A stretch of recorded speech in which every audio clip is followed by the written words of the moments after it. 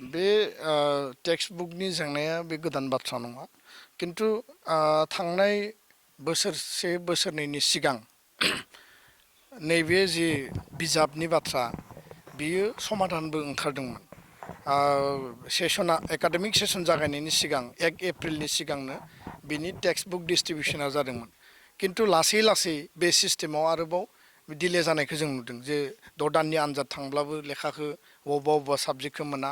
बा रिक्वायर्ड जिखिनि एनरलमेन्ट दङ इउ डाइसआव जिखिनि रेकर्ड दङ बे रेकर्ड मथे लेखाया सहैया दा बेखायनो टेक्स्ट बुकखौ लानानै आसाम सरकारा Assam text book production and publication corporation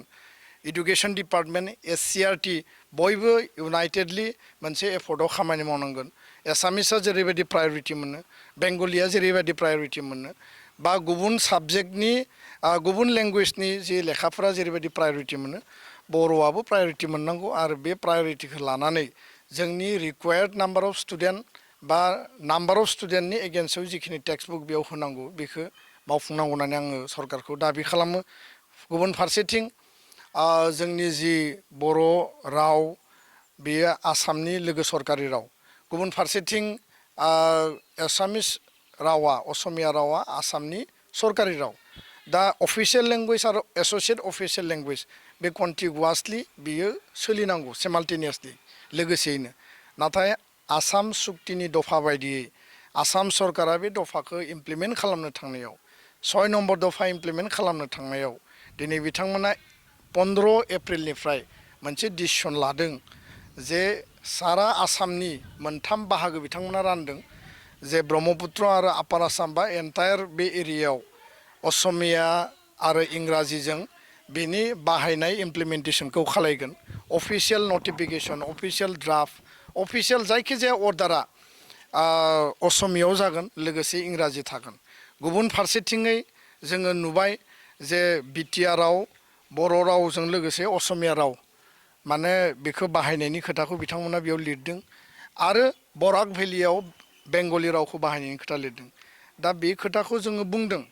जाय सुक्ति सागानगिरि आफाद अल आसाम स्टुडेन्ट इउनियनखौबो जों बुंदों आसाम सरकारखौबो बुंदों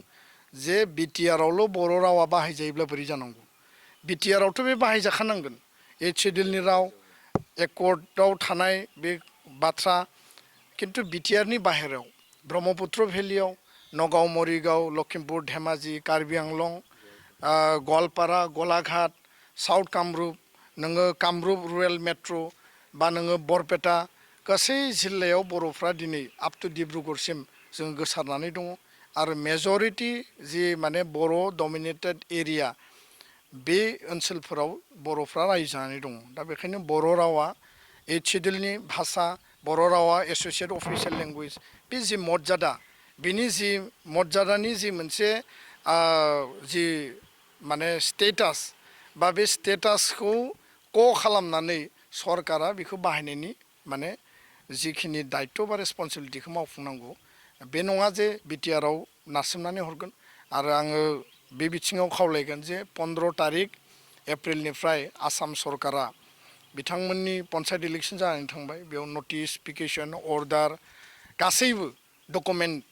सरकारि जिखिनि दा अर्डार ओंखारो बे ट्रान्सफार पस्टिंआनो जा असमियाव जायो दा बिटिआरखौ स्पेसियेलि अथराइज खालामनाय जादों जे बिटिआर ओनसोलाव बर' रावखौ 15 एप्रिलनिफ्राय स्पेसियेलि बाहायनांगौ दा बे बिथिङाव आङो अफिसनि कर्ट कासारि कागज अफिसनि जायखिजाया अर्डार नटिफिकेसनखौ मोनसेबो डिपार्टमेन्टआव आङो बाहायनायखौ दाबो नुवाखै दा बेखायनो आं खावलायगोन जे बिटिआर सरकारा काउन्सिल सरकारा जिहेथु अथरिटिखौ मोन्दों आसामाव हल अफ दा स्टेट बर' रावा बाहायजानांगौ बाहायनांगौ बिनि थाखाय जों आसाम सरकारजों जुजिगोन बिनि थाखाय थुनलाइ आफाद दुलाराय बर' फरायसा आफादा आसामनि गिबि मन्थ्रि आसामनि जि लेंगुवेज माने अफिसियेल लेंगुवेज इमप्लिमेन्टेसन जि डिपार्टमेन्ट दङ बे लेभेलाव जों फाइट खालायगोन किन्तु काउन्सिलनि जिहेतु अथरिटि होबाय 15 एप्रिलनिफ्राय काउन्सिल लेभेलाव बेखौ बाहायनायनि थाखाय डिपार्टमेन्टआव बा प्रिन्सिपाल सेक्रेटारिनिफ्राय लानानै हल अफ दा माने डिपार्टमेन्ट बिथांमोना बे रेसपन्सिबिलिटिखौ सरजा खालामनानै बाहायनांगौ खारन दिनैबो जोंनि मिउनिसिपाल जि टाउननि कमार्शियेल जि एस्टाब्लिशमेन्ट दङ जि सेटआप दखान पहर आरो बिटिआरनि डिपार्टमेन्टफोरनि माने फिसानिफ्राय फिसा बा गिदिर अफिससिम डिस्ट्रिक्ट लेभेल साब डिभिजन ब्लक लेभेलसिम बेयाव साइनबर्डफ्राव दिनै बर' भाषाया क्लियारलि लिरनाय गैया बहाबा इंलिश दङ बहाबा असमिया दङ बहाबा बर' दङ खिन्थु कुनु डिसिप्लिन गैया बे बाथ्राखौ लानानै थुनलाइ आफादजों एबसुजों जोङो प्रिन्सिपाल सेक्रेटारि आदार जिखिनि डिपार्टमेन्टनि अफिसारफोर दङ जों 2 बोसोर सिगाङाव मिटिंबो जिरायदोंमोन खिन्थु बेखौ जों नुनो मोनाखै खारन तामिलनाडुआव नोंथाङा थाङोब्ला नुगोन हायद्राबादाव जुदि तेलेंगानायाव थाङोब्ला नुगोन अन्ध्र प्रदेशआव नाय महाराष्ट्रआव थांनाय गासिबो दखान पहरनि शप्सआव माने गावबा गावनि लकेल लेंगुवेज माने तामिल तेलेगु मालायालम बेफोरखौ नोङो जेरावबो बाहायनाय नुयो दा बेखायनो आं खावलायबाय जे बिथांमोना बाहायनो हादोंबा जोंबो बाहायनायनि अधिकारखौ जों मोन्दों खालि डिपार्टमेन्टनि अफिसारफ्रा प्रिन्सिपाल सेक्रेटारि बिनि सायाव खामानि मावनांगौ आरो बेखौ लानानै जों रायलायफिनगोन गोजोन्थों आरो बै समाव जोंनि जायफोर माहारि अनफावरि माहारिनि थाखाय गावखौ बावसोमग्रा जायफोर गेदेमा दैदेनगिरि बिबानगिरि जोंनि बर' राव बर' थुनलाइ आरो बर' बिजोंखौ लानानै जायफोरा थिं थेंमोन बा सिरियासनिफ्राय सिरियास जायफोरा हाबा मावग्रामोन बिथांमोनखौ आं दिनैनि बे सानाव गोसोखांदों आरो बिथांमोननि जायफोरा बे बुहुमाव गैलिया बिथांमोननि जिउ आत्मानि आलो गोजोननि थाखाय आङो अरायबो गोसोखांदों आरो जायफोरा दिनैबो थांनानै दङ बिथांमोना आरोबाव हारिनि थाखाय हाबा मावथों बर' बिजोंखौ लानानै गोबां जोङो नारा नाथा मोनसे जुजिनायनि गेजेरजों दावगाबोदों दिनैनि 2025 बे सानाव जुदि जों हिसाब खालायोब्ला 62 बोसोराव बर' मिडियामा दिनै क्लास 12 सिम मोनहैबाय बर' रावा दिनै 90 सिडुलाव भारत संबिजितआव थिसनजाबाय आरो आसामनि लोगो सरकारि राव महरै बियो गनायथि मोनबाय बा मर्यादा मोनबाय दा फारसेथिंजाय नायोबा जोबोद खम समनि गेजेराव दिनै आसामनि माखासे मेलेमजिबि माखासे थुनलाइगिरि माखासे सान्थौगिरि आरो भारतनि गुबुन गुबुन जायफोरा माने राव बिथिङाव बिजों बिथिङाव हाबा मावो बिथांमोना बे खोथाखौनो बुङो जे बर' मिडियाम बर' रावा एसेबां मोनसे सर्ट स्पेन अफ टाइम बे गुसुं समनि खोन्दोआवनो एसेबां मोनसे साक्सेसफुल मोनसे माइलस्टोन बा साक्सेसफुल मोनसे जार्नि मोननो हानाया बियो थारैनो सोमोनांथाव आरो बाख्नायथाव बे खोथाखौ बुङो खिन्थु गुबुन फारसेथिंजाय जोंनि जि मिडियाम बेखौ जोङो इन्ट्रडिउस खालामनायनि उनाव बे मिडियामाव दिनैबो फोरोंगिरिनि क्राइसिस दिनैबो साफिसियेन्ट टिचार जोंनो जिखिनि नांगौ बेखौ सरकारा मालाबा थिसनदों मालाबा बेखौ सम मथे थिसनाखै बे बिथिंखौ नुयो अफिसारफोरनि नेग्लिजेन्सखौबो जोङो नुनो मोनो आरो लोगोसेनो बे मिडियामनि जिखिनि टेक्सट बुक दङ बेनि इनफ्रास्ट्राक्चार दङ आरो बे मिडियामाव फरायनाय फरायसा फरायसुलिनो गुन गोनां क्वालिटि इडुकेसन होनांगौनि बेलायाव दिनै दुलाराय बर' फरायसा आफादा हाबा मावबाय थादों गार्जेनफोरा